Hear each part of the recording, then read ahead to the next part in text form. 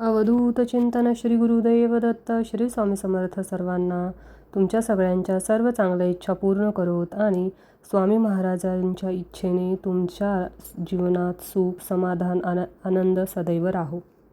आजच्या व्हिडिओमध्ये आपण स्वामींची नित्यसेवा केव्हा आणि कशी करावी या संदर्भातील माहिती बघणार आहोत।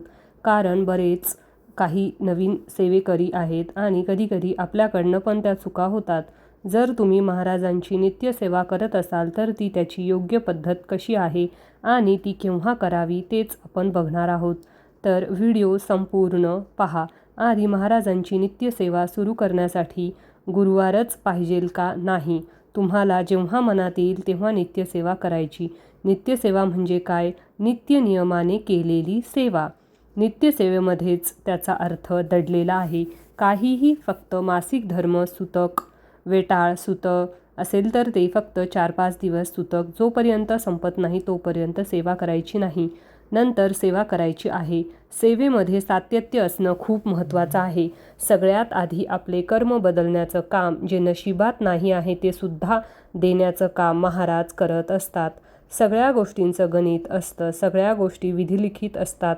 कोण कोणाला काय बोलणार, कोण कोणासाठी किती करणार हे सगळं ठरलेलं असतं आणि त्याचप्रमाणे आपण कार्य करत असतो। आता नित्यसेवा म्हणजे काय?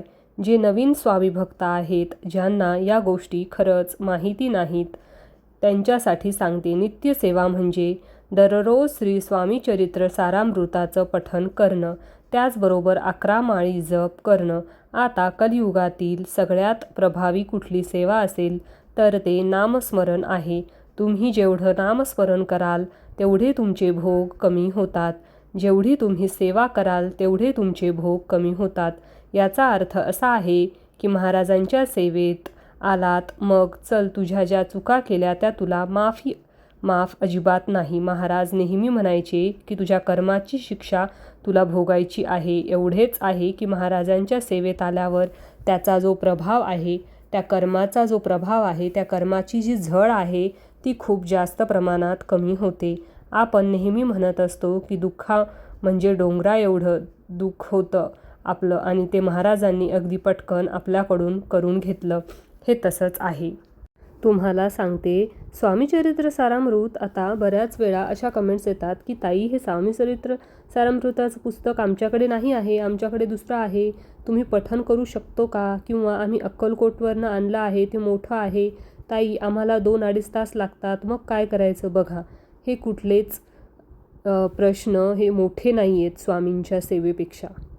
सगळ्यात आधी तर हा ग्रंथ आहे। आधी केंद्रात 2 ग्रंथ होते जे थोडेसे मोठे होते। स्वामीचरित्र सारामृताचे 108 पारायण करत असतात, कोणी 1000 पारायण करतं, तर त्यांच्यासाठी हा ग्रंथ आहे। नित्यसेवेमध्ये सुद्धा तुम्ही हा ग्रंथ पठण करू शकता। नित्यसेवा म्हणजे काय? दररोज सेवेला सुरुवात करायची, रोज 3-3 अध्याय।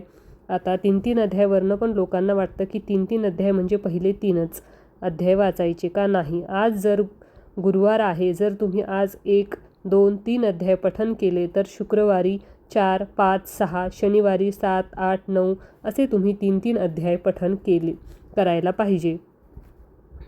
नित्यसेवा त्याच्याबरोबर 11 माळी जप करणं महत्त्वाचं असतं। आता 11 माळी का? 12वी माळेने चालतं का? एकच माळाने चालतं का? लक्षात घ्या, प्रत्येक माळ आपल्या प्रत्येकामध्ये षडरिपू दडलेला आहे। षडरिपू म्हणजे काय? काम, क्रोध, मोह, मत्सर याच्या व्यतिरिक्त कुळदेवांसाठी, कुळदेवीसाठी, आपल्या पितरांसाठी आणि जी 11वी माळ असते ती फक्त स्वतःसाठी असते।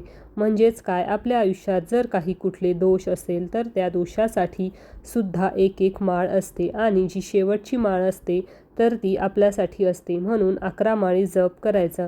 आता संसारिक माणूस आहे, ताई आमच्याकडनं 11 माळी जप होत नाही। आता मी माझी वैयक्तिक तुम्हाला सांगते, सेवा करताना तर मी रोज 1च माळ पठण जप करते आणि त्या 1 माळ जप करताना मी आणि माझे महाराज आपल्या मनात असंख्य करोडो विचार येत असतात। स्वामीचरित्र सारामृताचं सुद्धा रोज 3-3 अध्याय पठण करा। आता हे इतका छोटा ग्रंथ आहे, सगळ्यांना माहिती आहे। हळूहळू भोग कमी होतात। तर कशाने कमी होतात? रोज नित्यसेवा केल्याने।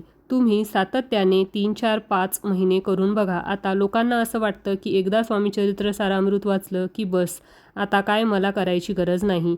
अहो, एका पारायणाने काय होणार आहे? परमेश्वर आहे. परमेश्वराला मिळवणं, त्याच्या चरणाजवळ जाणं हे खूप खूप मोठा संघर्ष आहे.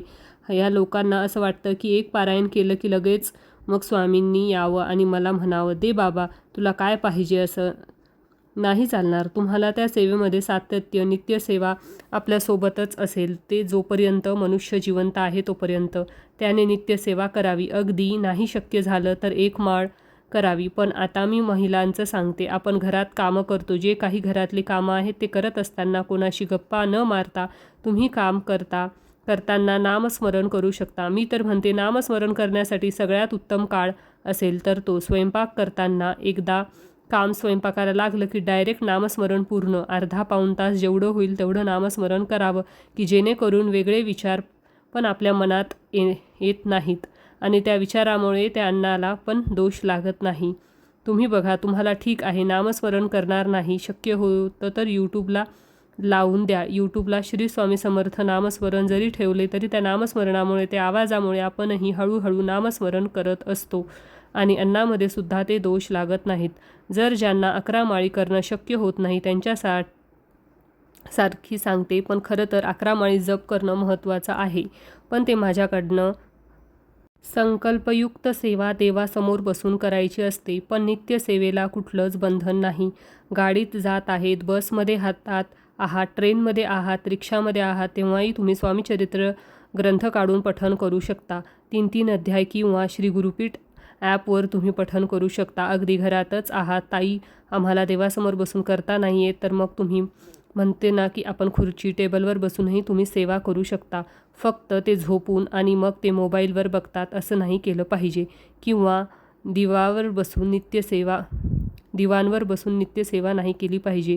तुम्ही प्रवासात करू शकता, तुम्ही जिथे कामाला आहात तिथेसुद्धा तुम्ही नित्यसेवा करू शकता. पण घरात म्हणाल तर मग सोफ्यावर बसून मस्त आरामात हे नाही करायचं किंवा दिवाणवर बसून नाही करू शकता. आता सोफ्यावर बसून म्हणजे ज्याचं सगळं चांगलं आहे ते फक्त सोफ्यावर झोपून सेवा करणं नका करू. तुम्ही बसून सोफ्यावर वाचू शकता, पण झोपून वगैरे सेवा करू नका. नित्यसेवासुद्धा तर या पद्धतीने तुम्हाला नित्यसेवा करायची आहे. लक्षात घ्या, नित्यसेवा हे एक ना असे आहे ज्याने हळूहळू आपले जे पाप आहे किंवा आपले जे भोग आहे ना ते कोणाला चुकलेले नाही, तुमच्यापासून माझ्यापर्यंत पण हो. बघा, तुम्ही स्वामी सेवेत आला आणि तुमचं आधीचं आयुष्य बघा आणि आत्ताचं आयुष्य बघा, किती फरक आहे. नित्यसेवा करताना स्वामीचरित्र सारामृत हातात घेतो ना, त्याचं आयुष्य नेहमी बदलून जातं. महाराजांचे जे काही वचन आहेत त्याच्यामध्ये एक आहे की जो कोणी मला अनन्यभावे शरण जाईल त्याचा योगक्षेम मी स्वतः चालवेल. महाराजांच्या फोटोच्या खाली नेहमी लिहिलेलं असतं. त्या श्लोकाचा अर्थच आहे का बुवा, जो कोणी मला अनन्यभावे शरण जाईल त्याचा योगक्षेम मी वाचावे. मग जर महाराजांनी एवढं मोठं आपल्याला वचन दिलं आहे तर आपलंही काम आहे सेवा करणं. बाकी आता माहेरी गेल्यावर सेवा करू का, सासरी गेल्यावर सेवा करू का, बघा तुमची इच्छा असेल तर तुम्ही माहेरी जाताना सेवा करायची असेल, माहेरी गेल्यावर सेवा करायची असेल तर करू शकता. किंवा माझे 3-3 अध्याय झाले आहे किंवा आता माझे 12 पठण झाले आणि अचानक मला गावाला जावं लागलं, हरकत नाही, तिकडनं आल्यावर तुम्ही कंटिन्यू करू शकता. तुम्हाला जे कोणी काय बोलतील, काय असेल ते महाराज बघून घेतील. तुमचं कार्य तुम्ही सोडू नका, तुमची सेवा तुम्ही सोडू नका, बाकी सगळं महाराजांवर सोडा. चला, आत्तासाठी फक्त इतकंच. झालेली सेवा महाराजांच्या चरणी मी रुजू करते आणि आजचा व्हिडिओ इथेच थांबवते. श्री स्वामी समर्थ. आणि व्हिडिओ आवडला असेल तर नक्की एका स्वामी भक्ताला शेअर करा, कारण का त्यांच्या जर जीवनात प्रॉब्लेम असेल आणि हा व्हिडिओ पाहून जर त्यांना मोटिवेशन वाटून ते नित्यसेवा करतील, नामस्मरण करतील आणि त्यांचं आयुष्य सुखी होईल, तर नक्कीच तुम्ही हा व्हिडिओ शेअर करा. श्री स्वामी समर्थ.